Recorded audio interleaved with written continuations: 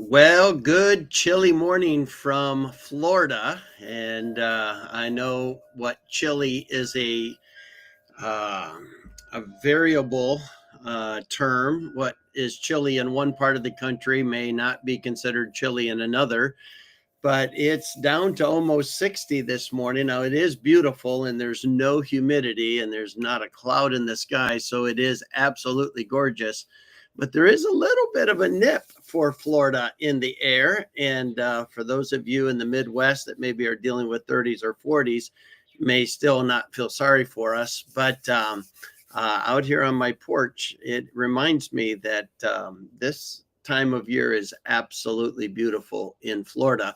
And we'll get probably to the high 70s, low 80s today, and would just be a beautiful day. Well, we're in Ecclesiastes 10, and it starts right out with the familiar verse talking about the pharmacy of the day, where you would go to get your perfumes, where you would go to get your colognes, maybe get some of the things that people would use to anoint bodies that had passed before burial. These are things that the pharmacy or the apothecary would carry. And it says, dead flies cause the ointment of the apothecary to send forth a stinking savor. So doth a little folly him that is in reputation for wisdom and honor. So it reminds us, Solomon is reminding us that it takes a long time to build a reputation, but it takes only but a moment of folly or foolishness to destroy it. And just like there was a beautiful aroma, a beautiful smell that came from the combination of chemicals and things that were made to make these perfumes and colognes and sweet smelling things. A dead fly would get in there and rot and cause a stinking smell. And that's exactly what it was saying here, is that though you have something that is good, one dead fly can change the aroma, can change the odor. And that is exactly what happens to a person's reputation. And it only you can have a reputation of a lot of honor and wisdom, and yet one dead fly, one weak area, one moment of foolishness can do so much to destroy it. And so Solomon is reminding us that we need to be careful of the dead flies in our life. We need to be careful of those acts of foolishness, those temptations to folly, that we need to be able to recognize they can destroy my reputation in a moment. And they're not worth it. Whatever they're promising, whatever thrill that they are promising, it will not be worth it. And so verse number 2 says, a wise man's heart is at his right hand, but a fool's heart is at his left. It gives the idea that a wise man's heart is that he is intentional. He is going to make decisions that are intentional. Whereas a fool, the left hand, the weaker side, often pictures the fact that the fool makes decisions in a reactionary way.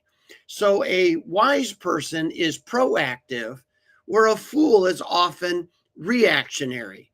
And he's reactionary because he hasn't put enough planning in. One of the things that I learned about managing is to live in quadrant 2. In other words, make sure that I am not running back and forth from putting out all of the flames to needing to rest, and putting out all the flames and needing to rest, quadrant 1 to quadrant 4.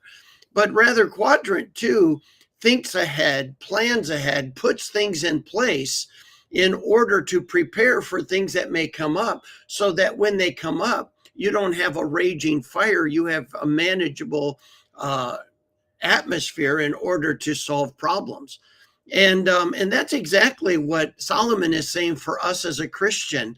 we should be proactive. We should be putting measures in place. We should be putting protections in place in order to help us stand in the moment of temptation, to stand when that temptation comes our way, because living in this world, temptations are going to come. The fool not only isn't prepared, he opens himself to react to it. And usually, when we haven't prepared to stand against a temptation, we're just ready to fall for it. And our reaction is to give in, our reaction is to justify. And maybe the reaction is, let me even plan for this. And it only takes a moment to destroy your reputation that was built on honor and wisdom. And so Solomon says, listen, Christians, do this. Be intentional. Put some parameters in place. Put some protections in place that are going to help you navigate the temptations of life, the challenges of life, to build up a storehouse of Bible memory, Bible verses in your memory, so that you can have the Spirit of God bring them to bear the moment that you're facing a trial or a temptation or a tribulation of some sort, so that you don't get off track, so that your mind's not quickly reactionary and justifying opportunities to do wrong. For it only takes a moment for our reputation to be destroyed. And so let's put the parameters in place. Let's put the protections in place. Let's be purposeful when we make our decisions today, when we plan out our day, making sure that we're accomplishing what it is that God gave us this day to do. I hope you have a great day and a great weekend. I look forward to this all week. I'll look forward to seeing you again on Monday. God bless.